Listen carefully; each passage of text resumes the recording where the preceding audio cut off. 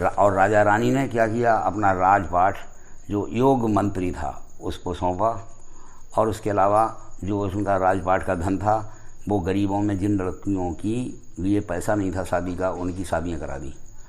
जो गरीब थे उनमें धन का वितरण किया, ब्राह्मणों को धन का दान किया, साधु महात्माओं को किया, मंदिरों का निर्माण कराया, धर्मशालाएं बनवा दी।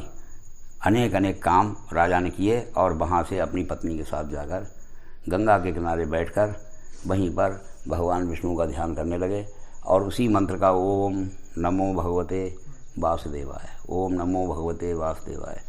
बहुत लंबा समय हो गया तपस्या करते करते, दोनों शरीर से भी कमज़ोर हो गए थे और अंत में भगवान ने उनसे यही कहा कि तुमने हमारी बड़ी तपस्या की है, तुम बताओ क्या चाह रहे हो। उन्होंने कहा साहब आपसे तो कुछ छुपा नहीं है, रामायण में चौपाई आई है, तुम जानो प्रभु अंतर्यामी पूर्वो मोर मनोरथ स्वामी। हे प्रभु आप सब कुछ जानते हैं फिर भी मुझसे पूछ रहे हैं। बोले नहीं, हम तुम्हारे मुंह से सुनना चाहते हैं। मैं जानता तो हूँ सबके मन की, लेकिन जब मेरा भक्त अपने मुंह से कहता है तो मुझे अच्छा लगता है।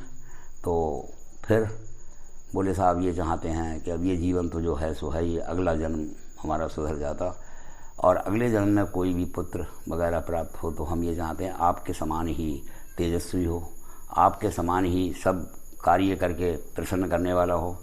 तो भगवान ने कहा मेरी तरह तो संसार में कोई है ही नहीं, मैं कहाँ से तुम्हें ला करके ऐसा पुत्र अगले जन्म में दे दूँगा। तो बोले प्रभु फिर आपने हमें आशीर्वाद दे दिया कि तुम्हें जाओ संतान की प्राप्ति होगी और अब आप ये कह रहे हैं। बोले ठीक है, मेरा वचन तो खाली नहीं जाएगा, जब मैं कह चुका हूँ तो पूरा तो करूँगा, क्योंकि मैं अपने भक्त को दुखी नहीं देखना चाहता।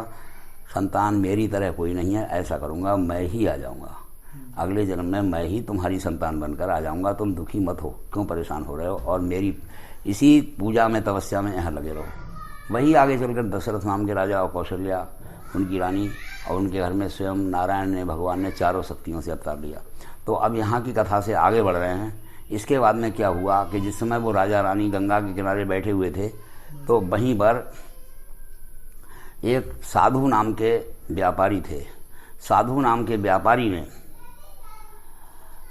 जब देखा कि यहाँ पर राजा रानी गंगा के किनारे बैठे हुए हैं तो उन्होंने राजा को प्रणाम किया और पूछा प्रभु आप अपना सब राजपाट सब छोड़कर दोनों प्राणी यहाँ गंगा के किनारे झोपड़ी बना करके आप यहाँ पर रहकर ये क्या कर रहे हैं। उन्होंने अपनी पूरी कथा सुना दी राजा ने कि हमारे कोई संतान नहीं है, हम इस तरह से गंगा के किनारे अब भगवान की शरण में आ गए हैं। तो साधु नाम के सेठ ने कहा कि जो हालत आपकी है वही हालत मेरी भी है, मेरे भी कोई संतान नहीं है, हमें भी आप बताओ किस तरह से ये पूजा होगी, क्या होगा। तो मैं भी इस पूजा को करना चाहता हूँ। तो राजा रानी से उन्होंने सत्यनारायण की ये सब कथा सुनी और सुनकर के साधु नाम के उस व्यापारी ने अपनी पत्नी को जाकर सुनाया कि हमने राजा रानी को गंगा के किनारे इस ढंग से पूजा करते देखा है। तो सेठानी बोली ये तो बड़ी अच्छी बात है, जब भगवान सबकी मनोकामना पूर्ण करते हैं तो अपने लोगों को भी करेंगे। ये तो है नहीं कि पिता जो है एक लड़के को कुछ देगा और दूसरे को देगा ही नहीं, और वो तो जगत के पिता हैं, वो तो हमारी भी सुनेंगे। बिल्कुल ठीक है, हम अपने घर पर ये पूजा कराएंगे, भगवान हमारी मनोकामना पूरी कर दें, ये कहा सेठ ने। तो उनकी पत्नी ने कहा कि जब वो तुम्हारी मनोकामना पूरी कर देंगे तब करोगे। अरे क्या बदला लोगे, क्या ये दुकानदारी है, व्यापार है ये कि वो तुम्हारी इच्छा पूरी कर दें तो तुम उनकी पूजा करो, लग जाओ पूजा में अभी से। इसकी फिक्र तो उन्हें होगी, हमें फिक्र होना चाहिए केवल उनकी पूजा की। लेकिन सेठ जी ने ये कह करके टाल दिया, क्योंकि सेठ जी कुछ थोड़े चालाक भी थे। बोले नहीं अब वो बाद में ही करेंगे।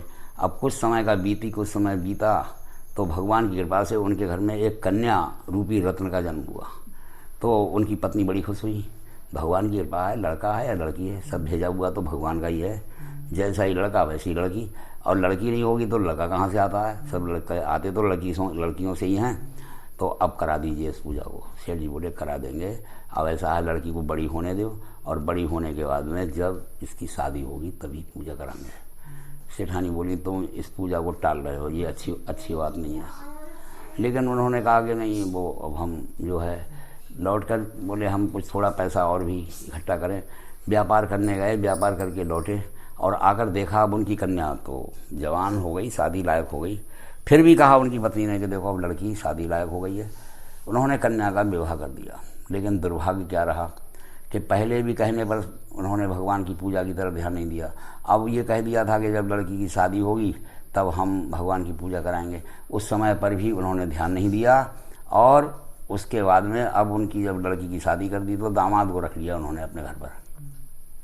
दामाद को साथ लेकर के वो तिजारत करने को चले गए। पुराने ज़माने में मोटर बस गाड़ी ये नहीं थे। लोग नदियों में नावों के द्वारा दूर दूर देशों को जाते थे व्यापार करने को। वो चले गए व्यापार करने के लिए। कलकत्ता नाम की आज जो नगरी है उसका पहले नाम था कलकत्ता का रतनसारपुर। वहाँ जाकर के दोनों व्यापार करने लगे। भगवान ने सोचा इंसान को तो इंसान धोखा देता है, इंसान को इंसान धोखा देता है, झूठ भी बोलता है, लेकिन बताइए मेरे साथ भी लोग झूठ बोलते हैं, धोखा देते हैं। जब तक इसके लिए चेतना नहीं पैदा की जाएगी ये इसको ज्ञान होगा नहीं। भगवान की माया से क्या हुआ कि एक रात में वो दोनों ससुर और दामाद वहीं उस नगर में जहाँ ठहरे हुए थे, राजा के यहाँ से भगवान के भेजे हुए मायावी नकली चोरों ने राजा के खजाने को निकाल आई। खटपट सी हुई तो वो लेकर के वो चल दिए। पीछे से सिपाहियों ने जब खटपट सुनी वो उनके पीछे दौड़े। उन चोरों ने ले जाकर वो सब राजा का धन जो था उन दोनों व्यापारियों के पास डाल दिया जहाँ पर वो बैठे हुए थे। अब राजा के सिपाहियों ने वो धन देखा, बोले वाह हम तो पीछे भागते चले आ रहे हैं और तुम ही दोनों इस माल को लेकर के आगे आगे आ रहे हो। बोले साहब हम कहाँ आ रहे हैं लेकर, हम तो व्यापारी हैं, यहाँ पर रात में विश्राम कर रहे हैं। उन्होंने कहा वाह तुम दोनों आगे आए आए हो, ये सामान राजा का ही तो है। इस पर राजा के सामान का पूरा पता है, उनकी मोहर लगी है, ये है वो है। उन्हें दोनों को पकड़कर राजा के सामने ले गए और जाते ही उन्होंने उन्हें उनके सामने सुबह ही जैसे दिन निकला कारागार से निकलवा करके उनके लिए राजा के सामने पेश किया। उन्होंने कहा आपकी चोरी करने वाले रात में इन दोनों को हम लाए थे पकड़कर। राजा ने कहा अच्छा हमारा सामान तुम पर मिला भाई, तुम चोरी का काम करते हो? बोले नहीं साहब हम चोरी का काम कहाँ करते हैं, हम तो व्यापारी हैं, बिजनेस करते हैं और ये आपके सिपाही हमें वहाँ से ले आए। फिर बोले ये सामान तुम्हारे पास में जो पड़ा हुआ था ये क्या तुम्हारा है? बोले साहब ये तो नहीं है, हमारा तो और सामान था, ये वो भी सामान ले आए और हमारा जो सामान था वो भी सब ले आए ये। तो राजा बोले बड़े उसकी बात है, समझ में मेरे नहीं आता, तो ये तुम्हारी बात झूठी है, क्योंकि जब तुम्हारे पास सामान था तो तुमने फिर ये चुरा कर अपने सामान में क्यों रखा? बोले हम नहीं लाए साहब, कोई और डाल गया। तो बोले तुमने देखा उनको? बोले साहब वो हमें दिखाई नहीं दिए, आए और वो गायब हो गए। बोले ये गलत बात है, तुमने देखा भी नहीं, सामान भी डाल दिया, शोरगुल मचाया। बोले वो भी कुछ नहीं। उन्होंने कहा इन्हें कारागार में बड़ा वाला जेल खाना उसमें डाल दो। उन्हें कारागार में डाल दिया गया। उनका जो रुपया पैसा धन ले गए थे तिजारत को वो भी जमा कर लिया राजा ने और उनके लिए कारागार में डाल दिया। अब घर पर सेठानी इसलिए दुखी होने लगी कि इतने दिन हो गए हमारे सेठ जी को गए हुए और दामाद को साथ में ले गए, व्यापार की कोई खबर भी नहीं है ना कुछ है। अब वो दुखी भी होती हैं, रोती भी हैं। अब वो उनकी लड़की है वो भी रोती है, तो सेठानी बहुत दुखी होती हैं कि ये कहाँ का संकट आ गया। एक दिन वो जो था सेठानी पूजा करते करते उनकी घिग्गी बंध गई और उन्होंने अपना सिर भगवान के चरणों में डाल दिया। बोले हमारे या तो पति घर को आएंगे और हमारे पति अगर घर को नहीं आएंगे तो हम दोनों ही अपना जीवन समाप्त कर डालेंगे। भगवान ने केवल उनकी प्रार्थना सुनकर उनके आंखों के आंसुओं का ध्यान रखते हुए भगवान ने क्या किया कि रात्रि में स्वप्न दे दिया चंद्रकेतु राजा को। लोग कहते हैं भगवान सुनते नहीं हैं। अगर सच्चे मन से आदमी भगवान को याद करता है तो वो आकर के पुकारने पर उसी तरह से मदद करते हैं जैसे उन्होंने आकर के द्रौपदी की साड़ी बढ़ाई थी। उसी तरह भगवान आकर के बचा लेते हैं जैसे गज को उस नाके से गिरहा से बचाया था। तो सच्ची भाव होना चाहिए, श्रद्धा होना चाहिए। आखिर में ये हुआ कि राजा को स्वप्न हुआ। राजा रात में जग भी रहे थे, सो भी रहे थे, क्योंकि स्वप्न कभी कभी सपना ऐसा होता है कि आदमी आधी नींद भी है और आधा वो है। अब भगवान उनके सामने खड़े हुए हैं और उन्होंने कहा कि राजन होश में जरा सुनो मैं क्या कह रहा हूँ। प्रातःकाल होते ही उन दोनों व्यापारियों को अपने जेल खाने से छोड़ दो और जो धन तुमने लिया है उनका वो वापस कर दो। अगर ऐसा नहीं करोगे तो तुम्हारे संपूर्ण राज्य का ही विनाश हो जाएगा। राजा ने कहा भाई ये बात सपना ऐसा कभी नहीं देखा, ये तो बड़ा वैसा सपना देखा है। उन्होंने अपने मंत्रियों से पूछा, अपने गुरु से भी पूछा, तो राजा के मंत्रियों ने गुरु ने ये कहा इसमें राजन आपको कोई हानि नहीं है, वो अगर भगवान की ऐसी आज्ञा है तो उनको छोड़ दो। राजा ने उनका सम्मान करते हुए उन्हें सुंदर वस्त्रों से सजाकर, स्नान कराकर, सुंदर वस्त्रों से सजाकर, सुंदर भोजन खिलाकर जो रुपया पैसा लिया था उससे कुछ बड़ा बड़ा करके दे दिया। बोले भाई तुम अब तक तिजारत करते, व्यापार करते तो कुछ ना कुछ पैदा करते। हो सकता है कैसी माया है जो कि हमने चोर समझा है, तुम कह रहे हो हम चोर नहीं हैं और हमें सपना भी ये हुआ है। अपने भगवान को याद करो, उन्हीं की कृपा से हम तुम्हें छोड़ रहे हैं, नहीं तो तुम छोड़ने काबिल नहीं हो। जब स्वप्न हुआ है इससे हमें लग रहा है कि हो सकता है कुछ भूल हमारी भी हुई हो। राजा ने उन दोनों व्यापारियों को छोड़ दिया। वो दोनों व्यापारी वहाँ से चलकर आकर अपनी नावों पर बैठ गए दोनों और वहाँ से चल दिए। अब इस श्री स्कंद पुराणे रेवाखंडे श्री 97 तथा ये चौथा अध्याय पूर्ण हुआ। पहले अध्याय में शतानंद ब्राह्मण, दूसरे में लकड़हारा और तीसरे में साधु उल्का मुख नाम के राजा और चौथे में साधु नाम के सेठ अब अपने घर को जा रहे हैं अपने दामाद के साथ। प्रेम से बोलो श्री सद्देव भगवान की।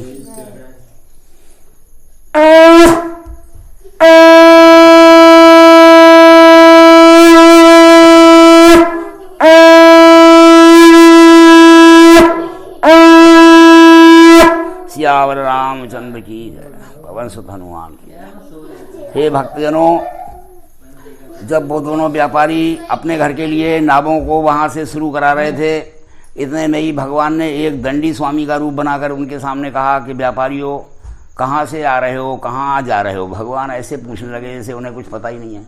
व्यापारियों कहाँ से आ रहे हो, कहाँ जा रहे हो। बोले अरे साहब क्या पूछ रहे हो, हम तो बड़े संकट में पड़ गए, आए थे व्यापार करने, वो हमारा रुपया पैसा सब लुट गया सब छिन गया और उसमें अच्छा। और बोले तो नाव में, बोले नाव में साहब है कुछ व्यापार का सामान है कुछ पे। तो बोले ऐसा करो, आप किसी भी काम को जब शुरू करते हैं तो कुछ ना कुछ थोड़ा प्रभु का नाम लेकर दान पुण्य करते हैं, जो तुम्हारी इच्छा हो बेटा। हम दंडी रूप में तुम्हारे सामने आए हैं, तभी अपनी नाव चलाना, कुछ हमें थोड़ा दे दो। उन्होंने कहा महाराज दे क्या दें, हमारे पास में कुछ है ही नहीं। हमने आपको बताया कि हमारा इस तरह से वहाँ राजा ने सब छीन लिया और वो है वहाँ से छूट गए, यही बहुत अच्छा हुआ। तो बोले जो तुम्हारी इच्छा हो, 8 आना अधेली जो कुछ भी चाहो। बोले महाराज कहाँ है, देखो बड़ी मुश्किल से पैसा पैदा होता है, कहाँ से दे देंगे हम। 1 रुपये मालूम है, 1 रुपया तक बड़ी मुश्किल से पैदा होता है। 1 रुपये में महाराज 2 अठन्नी होती हैं, 4 चौहन्नी होती हैं, 16 आना होते हैं, 32 अधन्नी होती हैं, 64 पौहन्नी, 128 ढेला होते हैं। आप बताओ, 2 हैं अठन्नी जाम 1 रुपये में 2 हैं अठन्नी जाम 4 हैं चौहन्नी और 8 हैं दोहन्नी, आना 16 लो समात हैं और 32 हैं अधन्नी जाम 64 हैं पोहन्नी, 128 जाम ढेला गिने जाते हैं। 256 छदाम जाम हुए खट दाम, कौड़ी और गंडा तो प्रभु गिने नाए जाते हैं और हिसाब के करे से प्रभु सुमन के सना का होत, ऐसो चांदी को रुपया दान दो नहीं जाते। आपको महाराज कैसे देते 1 रुपये में कितने कौड़ी, कितने गंडे, कितने पैसे, कितने आने, कितने वो होते हैं। उन्होंने कहा ठीक है बच्चा, अगर नहीं है तुम्हारी श्रद्धा तो कोई बात नहीं है, हम यहाँ से चले जा रहे हैं। भगवान थोड़ी दूर जा करके बनखंड में बैठ गए। नाव देखा, नाव है दोनों, उसमें सामान तो भरा हुआ दिखाई दे रहा है, बेल हैं, पत्ते, सब कुछ, लेकिन वो नावें पहले दबी हुई चल रही थी पानी में वजन की वजह से, अब तो वो ऐसी चल रही हैं जैसे इनमें कुछ है ही नहीं। अब देखा जब, उन्होंने कहा अरे भैया हम तो लुट गए, सिर पकड़कर रोने लगा वो व्यापारी। तो दामाद ने कहा आप क्यों रो रहे हो, इतने धन में से जरा सा दान नहीं कर पाए और अब सब चला गया, तो संतोष करने के लिए चाहिए, तुम्हें संतोष करना चाहिए, अब क्यों रो रहे हो। उन्हीं के पास चलते हैं जो आए थे महात्मा जी। बोले वो कहाँ मिलेंगे, बोले वो इसी तरफ हो गए हैं, चलो ढूंढते हैं। भगवान को तो वहाँ गायब होना ही नहीं था, भगवान मिल गए, उनके पैरों में गिर रहे हैं, प्रार्थना कर रहे हैं। बोले अरे अज्ञानी, कारागार में पड़ा हुआ था, तुझे ज्ञान नहीं हुआ, हमने ही तो तुझे कारागार से छुड़ाया, बंदी गृह से छूट कर और तुझको हुआ न चेत, बंदी गृह से छूट कर तुझको हुआ न चेत, और लता पता बतलाए कर अब क्यों बना अचेत। अब मूर्छित हो रहा है, पैरों पे गिर रहा है, उस समय तुझे ज्ञान नहीं हुआ कि तेरे संकटों को कैसे हमने दूर किया। अब चिंता मत कर। वो कहने लगा प्रभु मैं तो अज्ञानी हूँ, मूढ़ हूँ और ये व्यापारी हूँ, झूठ बोलना और ये तो हमारी आदत में शामिल है, प्रभु क्षमा करो। आप फिर भी दया के निधान है, खुश कर लिया भगवान को। भगवान ने कहा अच्छा चलो जाओ, अब तुम अब गलती मत करना। चल दी नावें वहाँ से, और चलने के बाद जब गाँव के निकट आ गई, नावें आ गई, तो घर पर खबर करा दी कि हम आ गए हैं। सेठानी अपनी बेटी के साथ भगवान की पूजा कर रही थी। बोली बेटी मैं तो पूजा कर चुकी हूँ, तू भी आ जाना बाद में, क्योंकि तुम्हारे पिता भी आ गए हैं और दामाद भी, हमारा नहीं तुम्हारे पति भी आ गए हैं। कन्या ने जो जिसका नाम कलावती था, उसने अपनी माता लीलावती की इस बात पर ध्यान करके पूजा को तो अधूरा छोड़ा, जबकि उन्होंने कहा पूजा करके आना बेटिया, वैसे मत आना। उसने जल्दी जल्दी अनाप शनाप ऐसी पूजा की, वो भागी। भगवान ने कहा अभी पूरा जो है इनका परिवार ही बिगड़ा हुआ है, इन्हें सुधारेगा कोई कहाँ तक, ये ऐसे नहीं मानेंगे। जब वो वहाँ पहुँचे तो वहाँ पता लगा मल्हाल वो कह रहे थे एक नाव डूब गई। यार कैसे डूब गई नाव, इतना पानी भी नहीं है, डूबी कैसे? दूसरी नाव उधर से बोले वो पीछे आ रही थी, उसका भी पता नहीं है। मल्लाह लोग कहने लगे भाई सेठ जी, हम वहाँ ही तुमसे कह रहे थे कि अच्छी बातें करो, गलत बातें मत करो नाव में बैठकर, आखिर उसका परिणाम ये हो गया। कुछ ना कुछ धर्म दान पुण्य करना चाहिए था, तुमने ना जो है धर्म दान पुण्य किया और यहाँ पर और वहाँ जो था वो संकट वैसे खड़ा कर दिया था उन महात्मा जी के सामने। आखिर में साधु सेठ ने भगवान से प्रार्थना की और कहा प्रभु हमारे अपराधों को क्षमा कर दो, हम आप विधि विधान से अब आपका पूजन करेंगे। गंगा के किनारे वहीं उन साधु सेठ ने अपने दामाद के साथ भगवान का पूजन किया और तो आकाशवाणी ये हुई कि हे साधु, तुझे हम क्षमा तो कर देंगे, लेकिन तब करेंगे तेरी कन्या ने हमारा प्रसाद त्याग कर और पूजा अधूरी छोड़कर आई है, घर जाकर के ये पूजा करके प्रसाद लेकर आएगी, तब इसके पति की नाव भी दिखाई देगी। थोड़ी देर में उसके पति की नाव, दामाद की नाव जो थी वो भी तैरती हुई आ गई। उनसे जब पूछा गया तो उन्होंने कहा साहब डूबी नहीं थी, बहुत बड़ा तूफान आया था, उस तूफान में नाव नहीं चमक रही होगी। वो सब भगवान की महिमा होती है, करते कुछ हैं और दिखाई कुछ और देता है। तो इस तरह से वहाँ पर फिर वो इतने बड़े भक्त हो गए, समय समय पर वो फिर ब्राह्मणों का भी सत्कार करने लगे, साधु संतों का करने लगे, धर्मदान पूर्ण करने लगे। हे भक्तजनों, इस प्रकार वो भी इस लोक में सुख भोग कर अंत में भगवान के परम धाम के वासी हुए। सतानंद ब्राह्मण, डकड़हारा, उल्का मुख नाम के राजा और साधु नाम के सेठ। अब एक चौथे महापुरुष जो हैं उनकी कथा रह गई, पांचवें महापुरुष की रह गई है। वो पांचवें जो थे महापुरुष कौन थे? वो तुंगध्वज नाम के राजा थे। वो आजकल के इन मनुष्यों की तरह थे जो ये कह देते हैं कि हमें पूजा से कथा से क्या मतलब है, हम तो सत्संगी हैं, हम सत्संगी हैं, हमें ना मंदिर में जाना है, ना भगवान को सिर झुकाना है, ना हमें दान पुण्य करना है, हम तो सत्संग में जाते हैं, वहाँ पूरी तरह से हमारी सेवा होती है, भोजन से, वस्त्र से, चाय पानी से, आराम से जाते हैं, आराम से वहाँ सुनते हैं, चले जाते हैं। तो वो राजा भी इसी तरह के सत्संगी थे। राजा जो थे, जहाँ बर्धिया लोग भगवान की पूजा कर रहे थे जंगल में, वहाँ जाकर के राजा ने, बर्धियों ने बहुत प्रार्थना की, उनसे प्रणाम किया कि चलो प्रभु। चले तो गए कहने से, लेकिन वहाँ जरा देर भी ना बैठ करके वहाँ से ये कहकर चल दिए कि तुम्हारी क्या पूजा है, क्या यहाँ पर सत्य की चर्चा है, तुम लोग ये यहाँ पर प्रसाद भी अच्छा नहीं है, हमारे सत्संग में बड़े सुंदर भोजन और ये मिलते हैं। और उनका अपमान करके राजा जो थे वहाँ से चले आए। उन राजा ने ये नहीं देखा कि इन बर्धियों ने कितनी मुसीबत से भीख मांग मांग कर गाँव में चंदा इकट्ठा करके गल्ला इकट्ठा किया है और पैसा बस्ती में जाकर मांगा है। तब इन्होंने यहाँ पर जंगल में आकर इन बर्धियों ने, गरीबों ने, जो पशु चराते हैं, भगवान का ये पूजन कराया है और यहाँ हवन यज्ञ कराया है। और इस अहंकारी राजा ने जो है उन सब प्रसाद को त्याग कर वो राजा जब अपने घर आया तो उसने देखा कि परिवार के जितने लोग थे सब बीमार पड़े हुए हैं और ऐसे बीमार हैं कि वो उनकी सांसें तो चल रही हैं लेकिन ना आंखें खोल रहे हैं, ना बोल रहे हैं। राजा बहुत दुखी हो गया, वैद्य से पूछा, राजवैद्य से, कि वैद्य जी आप तो हमारे राजवैद्य हैं, आपने दवा नहीं दी? बोले साहब हमने सब दवाएं दे ली, हमारे बस का नहीं है इसमें कोई भी, अब इसके लिए आप और कुछ इंतजाम करें। अब राजा दुखी होकर के अपने गुरु के पास गए, गुरु के चरणों में सिर झुकाया, गुरु ने उन्हें उठाया अपने चरणों से और कहा क्यों भी राजन, कैसे आंखों में आंसू भर के दुखी हो रहे हो? बोले साहब गजब ये हो गया, हमारे जो है परिवार के लोग सब। तो बोले ऐसी कौन सी भूल की है तुमने जो ये संकट आया? राजा बोले कोई हमने और तो गलत काम नहीं किया, बस ये चाहे भूल समझ लो, चाहे कुछ जंगल में गए थे हम, बर्धिया लोगों ने हमें बुलाया था सत्यनारायण की कथा में, हम उस वहाँ का उनका प्रसाद छोड़े आए और उन सबको वहीं पर वो यही कहते रहे कि साहब बैठ जाओ थोड़ी देर प्रसाद लेकर जाना, हम वो त्याग कर चले आए। तो गुरुजी ने कहा और इससे बड़ा अपराध क्या करोगे?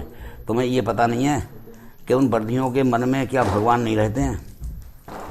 तुम ये नहीं जानते हो कि बर्धिया भले ही गरीब हैं, कुछ भी सही, लेकिन भगवान तो उनके अंदर भी हैं।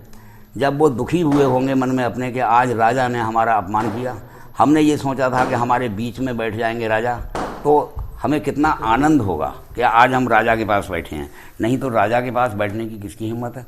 लेकिन जहाँ धर्म कर्म का स्थान है वहाँ सबको एक जैसा बैठना पड़ता है।